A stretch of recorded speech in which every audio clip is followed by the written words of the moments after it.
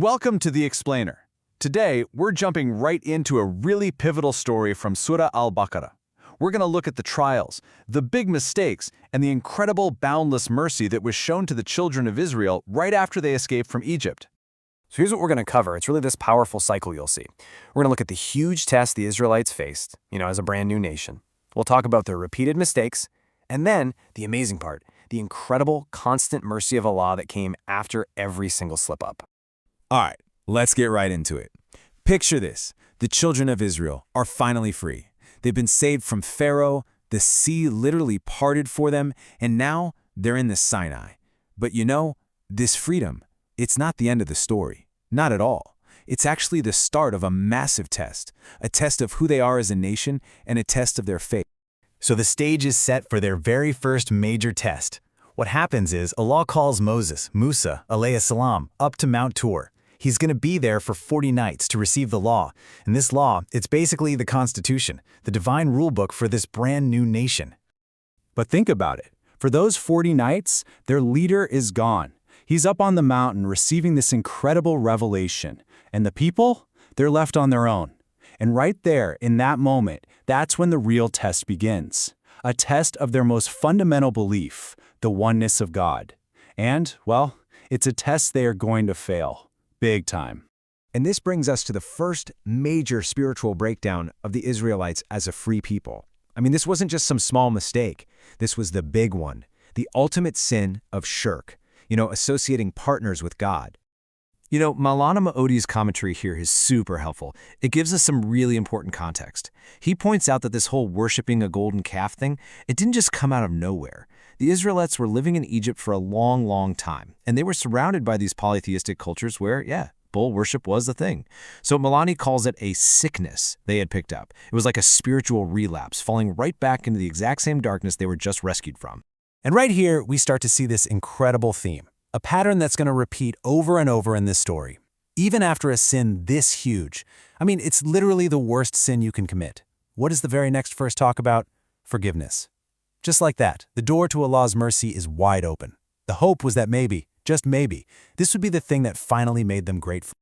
Okay, so forgiveness was on the table, but it wasn't going to be easy. It wasn't cheap grace. The path to really atone for this was made intentionally tough. Why? To really hammer home just how serious their crime against the Creator was. This brings us to the concept of tawbah, which is just so central to this whole thing. It means repentance. And as Maududi explains it, it's not a one-way street. The word itself literally means to return. So think of it like this. The person has to turn back from their sin and towards obedience, and when they do that, Allah turns back to them with His mercy. It's a two-way action. So can you imagine? Moses comes back down from the mountain, he's holding the tablets of the law, and he sees what his people have done. He must have been absolutely devastated. He confronts them, and he gives them this really harsh command straight from their Creator, spelling out exactly what they have to do to make things right. And this command was severe, no doubt about it. The instruction was for the community to execute the ringleaders, the ones who started and promoted this calf worship. Now, this wasn't about punishing everyone. Think of it more like surgically removing a cancer from the community.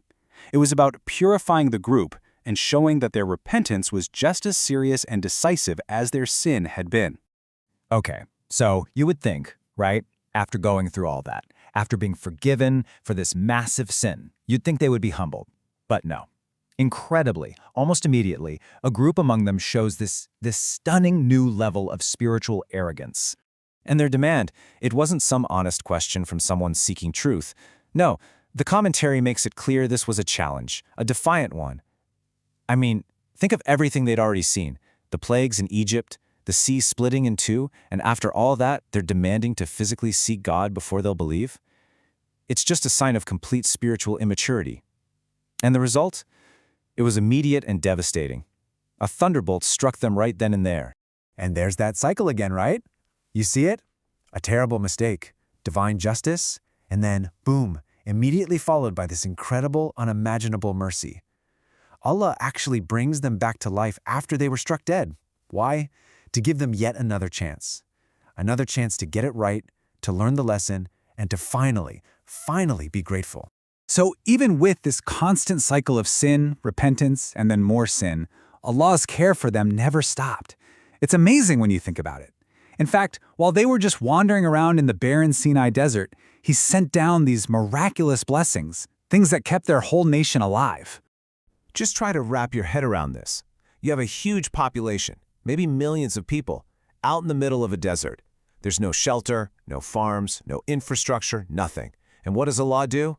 He provides clouds to give them shade from that burning sun. And for food, He sends down manna, which was this sweet stuff, kind of like coriander seeds, and salwa, a type of quail. A constant supply of food, literally from the heavens. And the verse finishes with this really powerful reminder. It's saying, look, when you're ungrateful, when you're disobedient after all of this, you're not hurting God. Allah doesn't need anything from us. Maududi really drives this point home. Their actions, their sins, they were only ever hurting themselves. They were bringing ruin on their own heads. All right, so the final lesson in this section of verses. It's a bit more subtle, but honestly, it might be the most important one. It's not just about what you do, but how you do it. It's all about the attitude, the intention behind your actions. So, they're commanded to enter a city. This is a moment of victory, of provision, but they're given very specific instructions on how to enter. They weren't supposed to march in like proud, arrogant conquerors. No, the command was to enter with their heads bowed in humility, and to be saying a specific prayer, a prayer asking for forgiveness for everything they had done. And that specific word they were told to say was hitta. This one word kind of sums up the entire lesson. It's a plea, asking for their sins and burdens to be removed. The whole point was for them to put forgiveness before victory, to choose humility over pride. And Maududi makes this amazing comparison here. The way they were supposed to enter was with total humility, kind of like how the Prophet Muhammad, peace be upon him, entered Mecca. He was victorious, but his head was bowed so low on his camel. That's the commanded attitude. The forbidden one, the one they sadly chose, was the attitude of a worldly conqueror, just focused on power and loot. And that really leaves us with the big question from this whole story, doesn't it? It kind of forces you to look at your own life. When we're blessed with things, and we are blessed with so much, do we accept them with the humility of a thankful servant, knowing they're a gift?